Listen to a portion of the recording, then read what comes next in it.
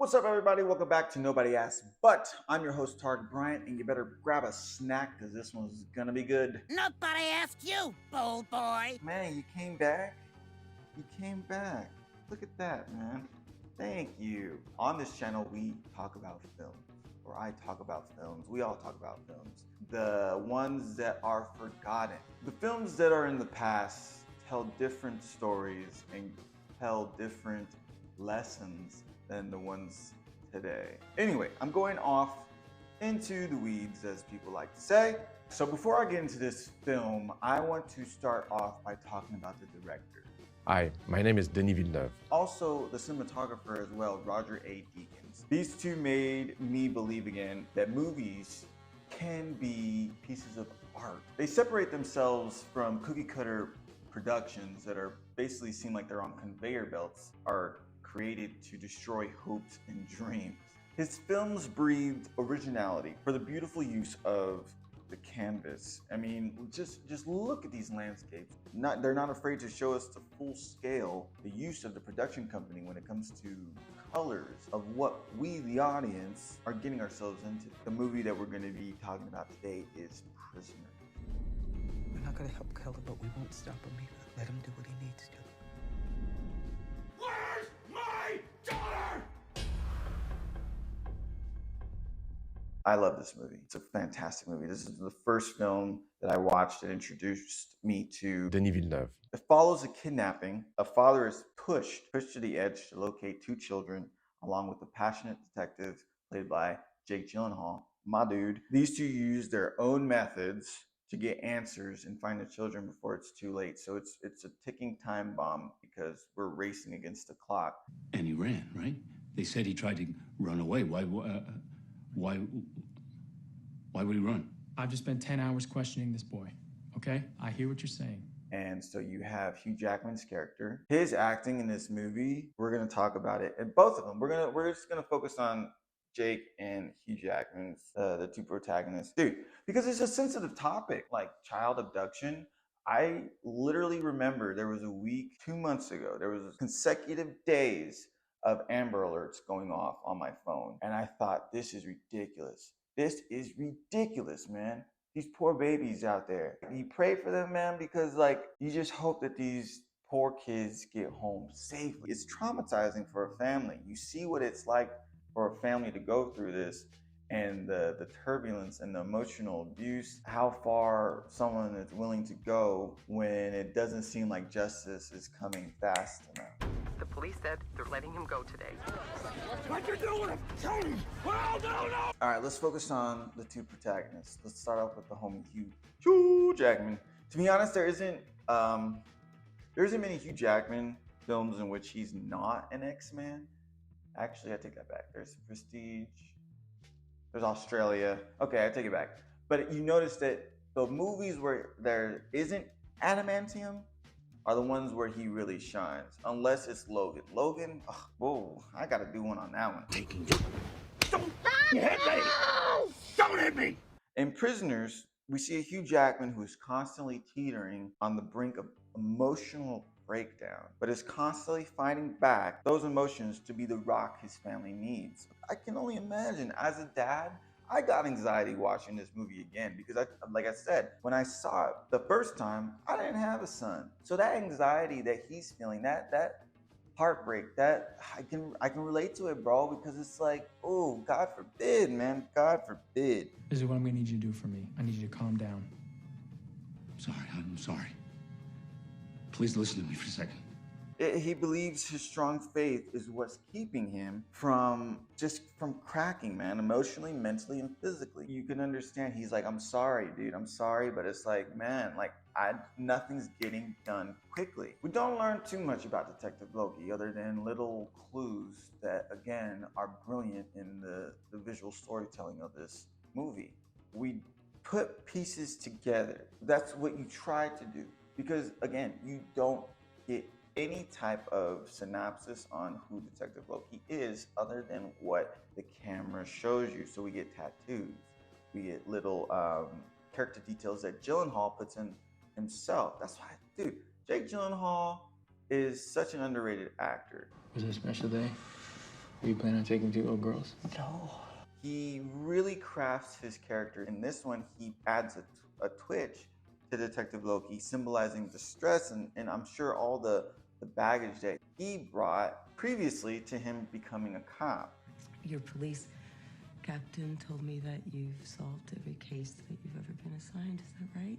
He's very dedicated to bringing the evil to justice. He has a tattoo of the cross on his, I believe it's his left hand. He has also astrology tattoos on his hands too. So you get the idea that he was, or if not, very religious, or if not spiritual, very stoic too. He's able to keep his composure with the job that he does. Okay, so today I'm not drinking Celsius because, believe it or not, 7-Eleven was out of Celsius. 2 for $4.50. Why not? So I decided to get me a Red Bull, 0 sugars. Boy, you need to stop drinking those energy drinks. Let's continue. Both of them want to do the right thing, but you see both of them going about it at different ways. And it's interesting to see Keller go down the path that he goes, being someone who's very faith-driven, very religious, because you see him praying. You get into his truck and he's listening to church radio, talk radio. Where's my daughter? Fun fact, this scene was actually improvised by Hugh Jackman. So during the initial scene, it was just him punching during the interrogation, but Denis Villeneuve. felt that it wasn't enough. So Hugh went and grabbed a hammer and they kept rolling. Get him up. And they got this. Tell me. Tell me! My wife said it too, that poor boy.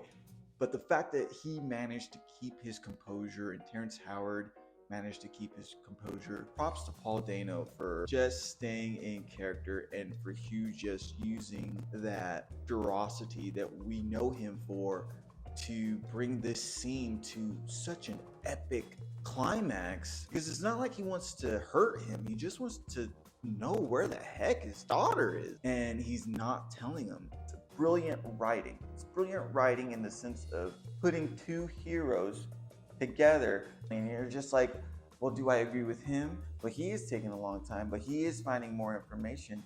But he's also going about this completely wrong. But I don't feel sorry for this guy because of, and it's just by the mid-movie, we discover the truth behind the title. In a way, the main characters become prisoners of this event. There's a great scene in the movie involving Keller's son where he confronts his father regarding his negligence when it comes to his family and how he's been spiraling into an alcoholic depression. It's such a great moment because he shows Keller how he has lost his way. It's so easy, just like the rest of the characters. We also forget about the older kids, the teens. We neglect the other important people within the chaos. We're so caught up in all the interrogation scenes and the emotional abuse that's going on throughout the whole film. They're still there. It's real for us to see that and not just focus on these two protagonists and the rest of the adults. Hey, so something dawned on me. What's this YouTube about exactly? So I made this YouTube because I want to aid in giving a visual guide into films. I've always been told that I have a really good artistic eye. And so when it comes to films, I'm able to pick up things that most people can't. So what? I bet loads of people here can do it. Excuse me. Because like I said, movies from the past, or just great films in general, do more than just, give you a dopamine fix. They tell stories, they give lessons. And I want to spotlight on those films. So we're going to get silly, we're going to get serious, there's going to be philosophy. Be able to look at films with a different perspective and appreciate the hard work that makes them come to life.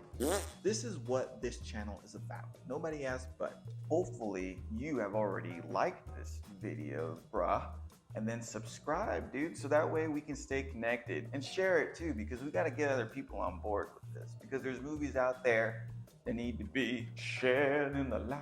Okay, let's go. Let's talk about the way this movie looks, man. What do you do in the RV? Answer my question. Sleep there. You sleeping there? You were sleeping out there? There are so many fantastic shots, some that set up the stage for information, others done with the manipulation of the camera to create even more tension than needs to be. Like towards the end, there's a scene where he's driving down the highway and there's blood getting into his eye. And the way it's shown is, I've driven through heavy rainstorm where you're like, dude, this is too much. And the way it's shot, it's like you're driving, it's like you're in it, and the anxiety level is high, man. The fact that they're able to convey what he's seeing visually and at the same time just carry us along with the tension, it's great, man. It's great. And it's very rare do we get any sense of warmth. I mean, in the beginning, obviously, when everything's at peace, that's where it's warm. But after that, once we're thrown into the maze, it's very rare that we're able to look up and see some hint of hope. It becomes a maze. There's so many scenes where it's like, gotcha. Especially since it's a mystery and a thriller and you have to solve. I love those solving clues like Sherlock Holmes, like Along Came a Spider kind of stuff. Love that because it makes you flex that muscle up there, Always good to flex that muscle. Now think about your dad. If you guys don't know, I like every time I look down, it's because I'm reading. I write the scripts for these videos. Are you ready, kids? Just in case you guys are wondering, why does he keep looking down? I got notes, baby. Prisoners is a phenomenal psychological mystery that takes off with brilliant acting, a beautiful use of visual storytelling, helmed by a director and a production company that never fails to imagine how to creatively make a film. Watch it. It's on Netflix. It's a great date movie too. Oh man. Oh, I'm so scared. Come here, baby. Let me. It's okay. Tons of moments like that, man. Like, cause the tension. There's gonna be moments where it's tension, and she's gonna. Woo. If you don't have a date, bro, just watch it because it's a good movie. Okay, man. If I could have like an explosion in the background, and like I said, I want to give back by giving you guys a guide to see films for the brilliance that they are. I want to be able to be your visual Pied Piper, and you guys follow me while I point out all the cool stuff behind the film. That's all I got. If you guys like what you're watching, click the like button. Also subscribe so we can stay in the loop together, and I'll see you guys on the flip side. Peace. Nobody asked you, bold boy.